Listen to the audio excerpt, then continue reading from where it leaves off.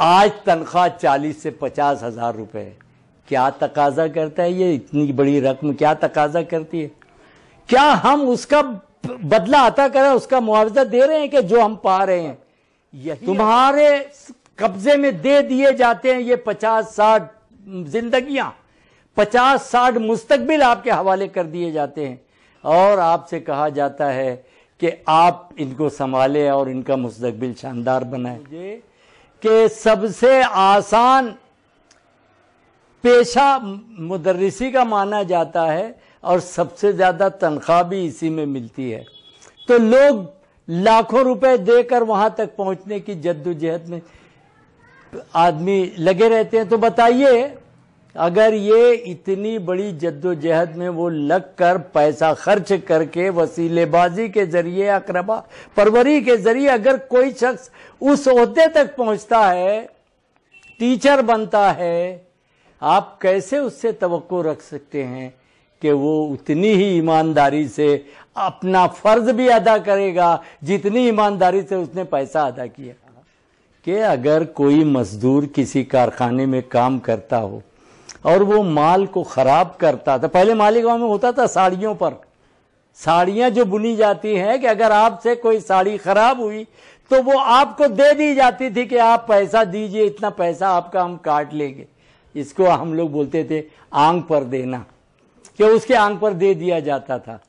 اب اگر ہمارے بچے خراب ہو رہے ہوں، ہمارے بچے تعلیم نہیں پا رہے ہوں، ہمارے بچے تربیت نہیں پا رہے ہوں، ہمارے بچے فیل ہو رہے ہوں، تو اس کی ذمہ داری کس کو دینا چاہیے؟ کہ یہ بچوں کو ان کے آنکھ پہ دے دینا چاہیے کہ جاؤ ہم کو ہمارے بچوں کو پڑھا کر لاؤ؟ تو بولتے ہیں کہ جب اوپر حساب دینا ہوگا تب دے لیں گے، ابھی تو پگار لائیے۔ یہ اس لیے جمع ہوتے ہیں کہ ہمارے پگار میں تنخواہ میں اضافہ کیسے ہوگا۔ یہ اس لیے جمع ہوتے ہیں کہ ہم کسی ایسے بھائی کو، کسی ایسے ٹیچر کو جس کو مینجمنٹ نے نکال دیا ہے، اس کو دوبارہ نوکری سے قبل، یہاں تک کہ میں تو تنظیموں میں، میں نے ایسوسی ایشنوں میں کام کیا ہے، یہاں تک کہ جو لوگ زنا میں پکڑے جاتے ہیں ہماری ایسوسی ایشنیں ان کی حمایت میں بھی کھڑی ہو جاتی ہیں۔ کیا زمانے میں پنپنے کی یہی بات ہے؟ ایک ٹیچر کا وہ درجہ تھا، وہ مقام کہاں چلا گیا؟ ٹیچر سے بولیں گے مینجمنٹ برابر انتظام نہیں کرتی، ان کا قصور بتا دے گا۔ مینجمنٹ بولیں گے پگار نہیں آتا، حکومت کے تنخواہ نہیں آتی، وہ اس پر ٹھیل دیں گے۔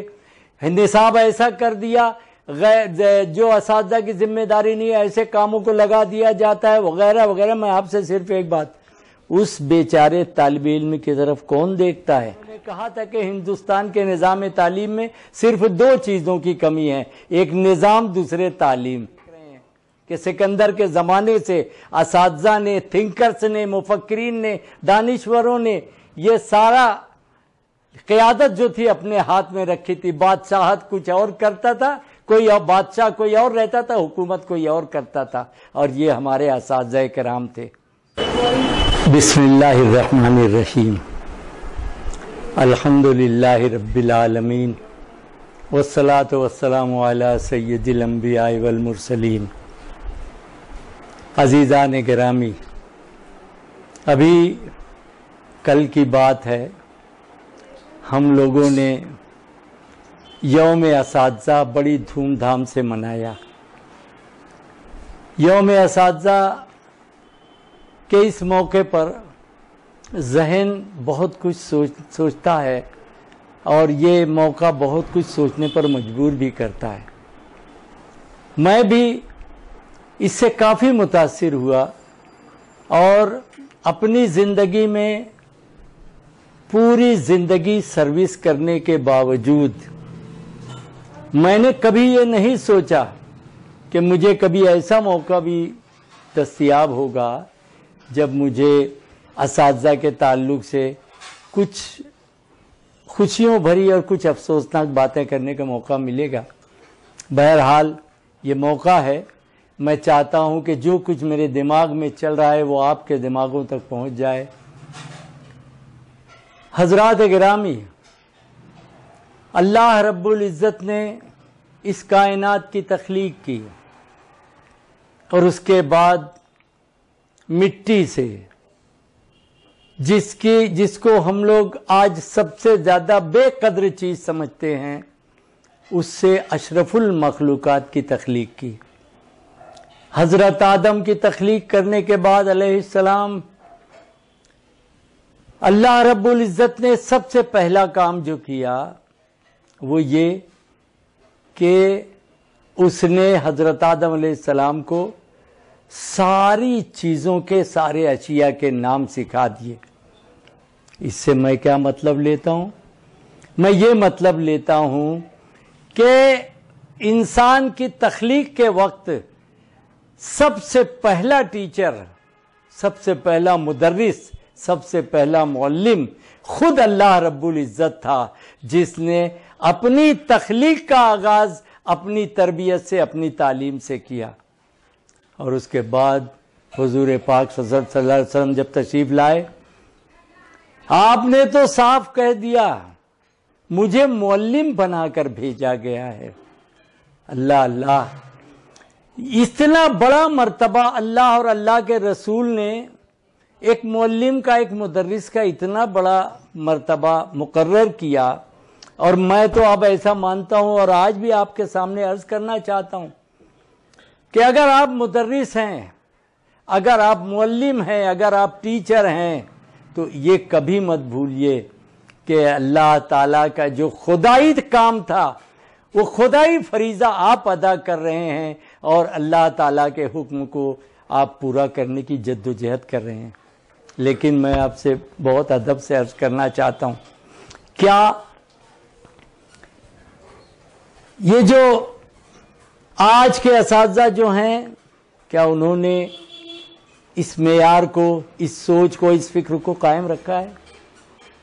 میں ان کی کوئی برائی نہیں کرنا چاہتا، میں ان کے اندر کوئی خامیاں بھی تلاش نہیں کرنا چاہتا، لیکن صرف ایک بات جو میں بہت بنیادی آپ سے عرض کرنا چاہتا ہوں، یہ بولتے ہیں آج اساتذہ غیر ذمہ دار ہو گئے ہیں، سننے میں آتا ہے آج کوئی، میں تو اس پر حیرانی ہوتی ہے مجھے کہ سب سے آسان پیشہ مدرسی کا مانا جاتا ہے اور سب سے زیادہ تنخواہ بھی اسی میں ملتی ہے، تو لوگ لاکھوں روپے دے کر وہاں تک پہنچنے کی جد و جہد میں آدمی لگے رہتے ہیں۔ تو بتائیے، اگر یہ اتنی بڑی جد و جہد میں وہ لگ کر پیسہ خرچ کر کے وسیلے بازی کے ذریعے، اقربا پروری کے ذریعے اگر کوئی شخص اس عہدے تک پہنچتا ہے، ٹیچر بنتا ہے، آپ کیسے اس سے توقع رکھ سکتے ہیں کہ وہ اتنی ہی ایمانداری سے اپنا فرض بھی ادا کرے گا جتنی ایمانداری سے اس نے پیسہ ادا کیا؟ یہ سب سے بڑا سبب میں آپ کو بتا رہا ہوں ہمارے تعلیمی نظام میں۔ مجھے تو بطور لطیفہ عرض کرتا ہوں، آج کل کا ماحول تو آپ دیکھ ہی رہے ہیں۔ یوسف ناظم نے ایک بار لکھا تھا، یوسف ناظم ہمارے مزاحیہ ادیب تھے، آپ جانتے ہیں مزاحیہ نثر لکھا کرتے، اور انہوں نے ایک دفعہ یہاں ہمارے شہر مالیگاؤں میں ایک پروگرام میں ایک مضمون پڑھا تھا، ان کا پہلے ہی جملہ مجھے اس قدر ٹچ کر گئی کہ آج تک یاد ہے۔ انہوں نے کہا تھا کہ ہندوستان کے نظام تعلیم میں صرف دو چیزوں کی کمی ہے، ایک نظام، دوسرے تعلیم۔ بات بہت گہری تھی، لیکن دو لفظ نے سارے سسٹم کو آئینے کی طرح ہم پر روشن کر دیا۔ ایک زمانہ میں موازنہ بھی نہیں کرنا چاہتا، آج کا ایسا ہو گیا ہے کہ اگر آپ آج کے اساتذہ سے بزرگوں کا موازنہ کریں گے تو وہ ان کو گرا گزرتا ہے۔ اور یہ تو زمانہ، یہ صرف اساتذہ کی بات نہیں ہے، آپ کہیں پر بھی اب تنقید برداشت نہیں ہوتی۔ ایک زمانہ تھا اساتذہ کے ہاتھ میں قیادت تھی، لیڈرشپ تھی، قیادت تھی، اور وہ ساری دنیا کی رہنمائی جو ہے یہ اساتذہ کیا کرتے تھے، بچوں کی ہی نہیں پورے سماج کی رہنمائی کا فریضہ ادا کرتے تھے۔ پھر آہستہ آہستہ یہ جب اس وقت سے سکندر کے زمانے سے ہم لوگ دیکھ رہے ہیں کہ سکندر کے زمانے سے اساتذہ نے، تھنکرز نے، مفکرین نے، دانشوروں نے یہ سارا قیادت جو تھی اپنے ہاتھ میں رکھی تھی۔ بادشاہت کچھ اور کرتا تھا، کوئی اور بادشاہ کوئی اور رہتا تھا، حکومت کوئی اور کرتا تھا، اور یہ ہمارے اساتذہ کرام تھے۔ مگر دھیرے دھیرے ہر چیز میں جیسے زوال آتا گیا ان میں بھی آتا گیا.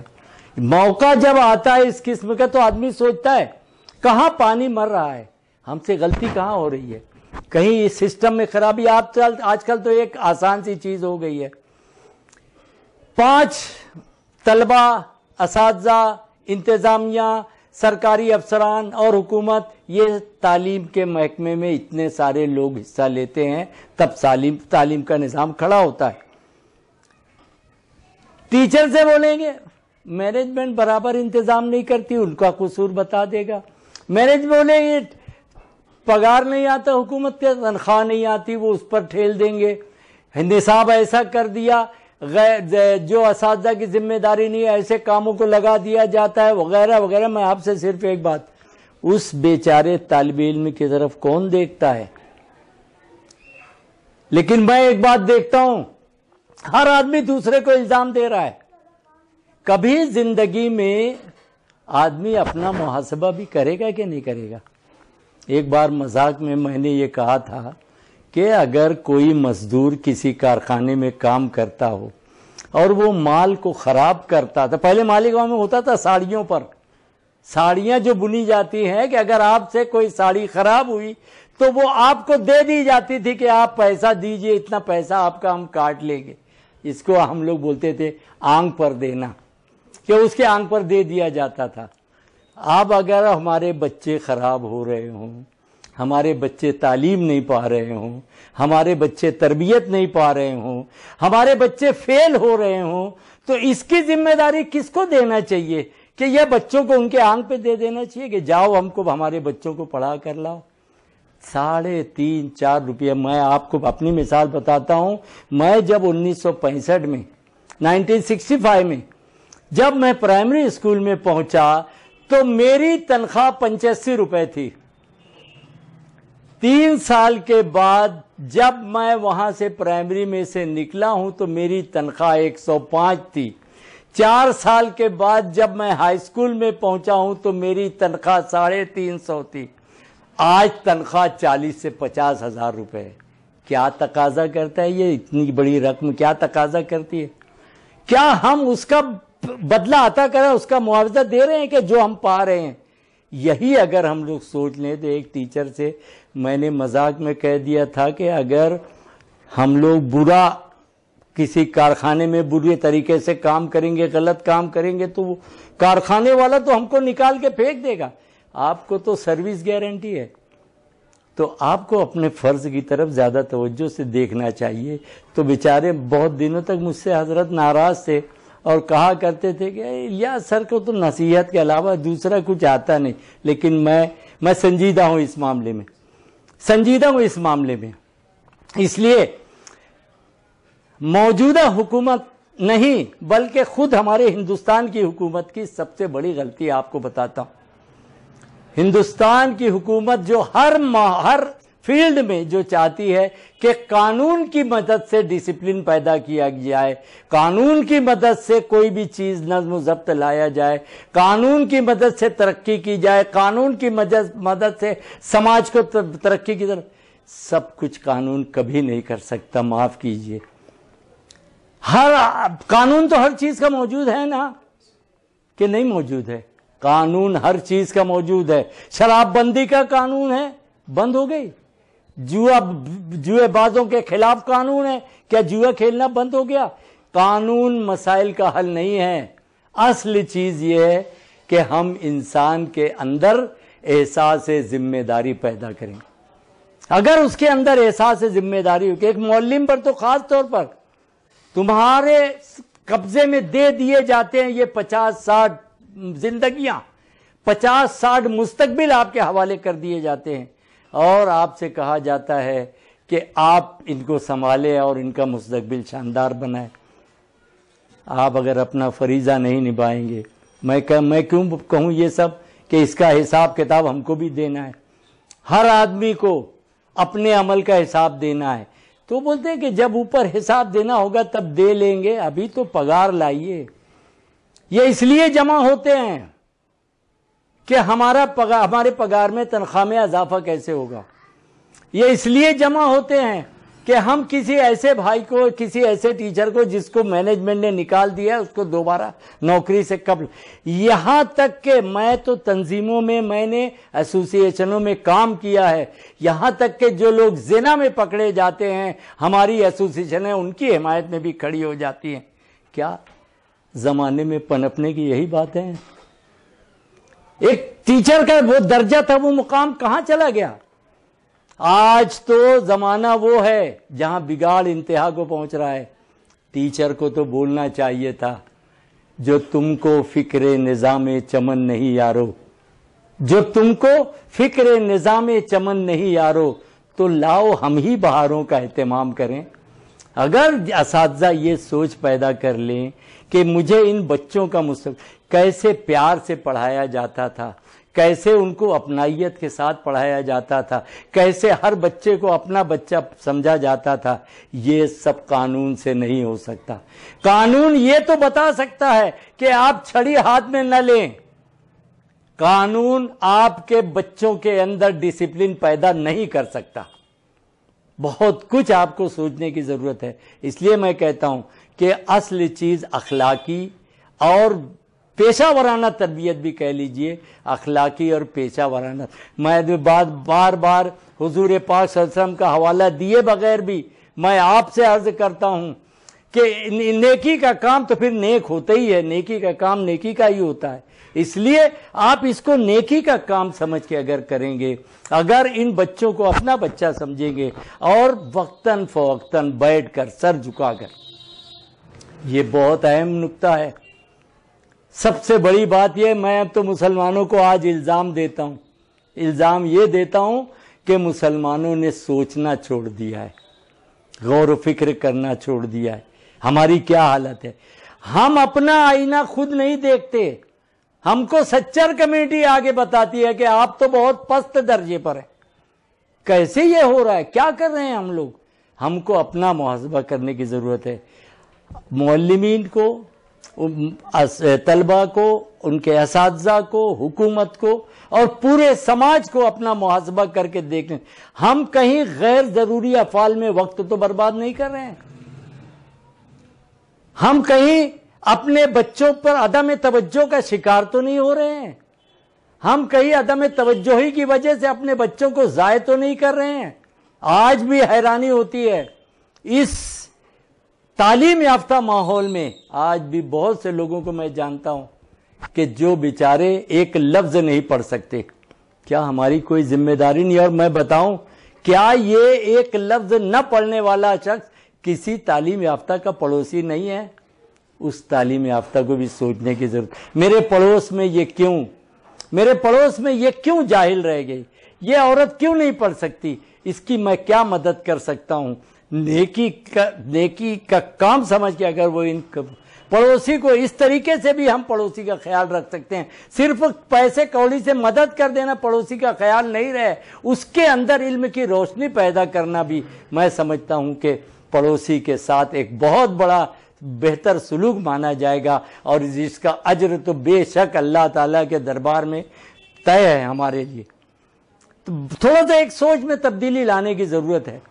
تو خدا کے لیے میں بہت ادب سے عرض کرنا چاہتا ہوں، یہ بے حسی چھوڑیے، یہ غفلت چھوڑیے۔ یہ دنیا تو آج علم کی آماج گاہ ہے، اور میں آپ سے صاف کہہ دیتا ہوں، کتابیں کبھی نہ چھوڑیے۔ میں آخری پیغام آپ کو دینے جا رہا ہوں۔ ایک ٹیچر ہمیشہ ریسرچ ورکر ہوتا ہے، ایک ٹیچر ہمیشہ مطالعہ کرتا رہے گا، وہ اپنے علم میں اضافہ کرتا رہے گا، اپنے علم کو بڑھاتا رہے گا، اپنے سبجیکٹ کے تعلق سے منسلک جتنی کتابیں، جتنے علوم ہیں، وہ ان سب کو پڑھتا رہے گا۔ مستقل مطالعہ کرنے والا ہی سچا ٹیچر ہے۔ اور آج آپ جا کے اسکولوں میں لائبریری کا رجسٹر اٹھا کے دیکھ لیں، بمشکل 1-2 کتابیں سال بھر میں ایشو ہوتی ہے، ورنہ بیچارے چلا رہے ہیں۔ وہ بولتے ہیں نا کہ ایک شخص نے جب کہا کہ میں 36 سال کا ایکسپیرینس رکھتا ہوں، اس نے فخر سے کہا، تو میں نے دھیرے سے کہا ہے 1 ایئر سے ایکسپیرینس ریپیٹڈ 36 ٹائمز ہے ان کا۔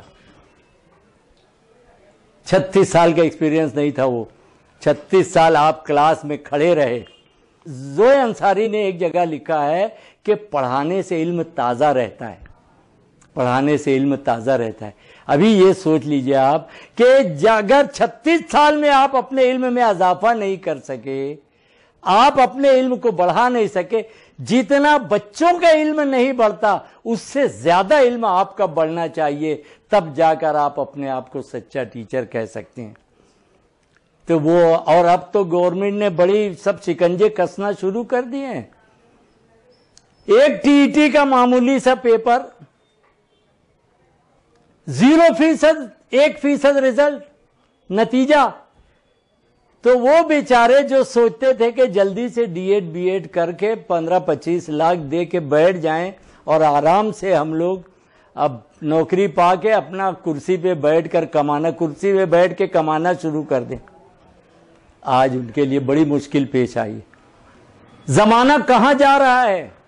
میں معلمین سے، مدرسین سے، ہماری محترم خواتین سے، سب سے بہت ادب سے عرض کرنا چاہتا ہوں، اپنے علم میں اضافہ کیجئے، محنت کیجئے، بے حسی کو دور کیجئے، اور قوم کے معمار قوم کا جو لقب پہلے حاصل تھا اس کو آپ دوبارہ چھین کر لے لیجئے، یہی میرا پیغام ہے۔ میں اللہ تعالیٰ سے دعا کرتا ہوں کہ اللہ تعالیٰ ہر قدم پر آپ کی مدد فرمائے اور آپ کے اندر ایک ایسی تڑپ، ایسی بیداری پیدا کرے کہ آپ ساری قوم سنوارنے کے لیے بے سینہ تان کر نکل کھڑے ہوں اور اپنے بچوں کی تربیت کے ذریعے سے اس سماج میں ایک انقلاب پیدا کر دیں۔ یہ میں آپ کے لیے دعا کرتا ہوں۔ انشاءاللہ مجھے پورا یقین ہے کہ آپ اس راستے پر گامزن ہوں گے، اور اگر کوئی باتیں میری آپ کو گرا گزری ہیں تو اس کے لیے میں آپ سے بہت ادب سے معافی چاہتا ہوں۔ اللہ تعالی ہم سب کو اچھائی اور بہتری کی توفیق عطا فرمائے۔ وآخر دعوانا ان الحمدللہ رب العالمین۔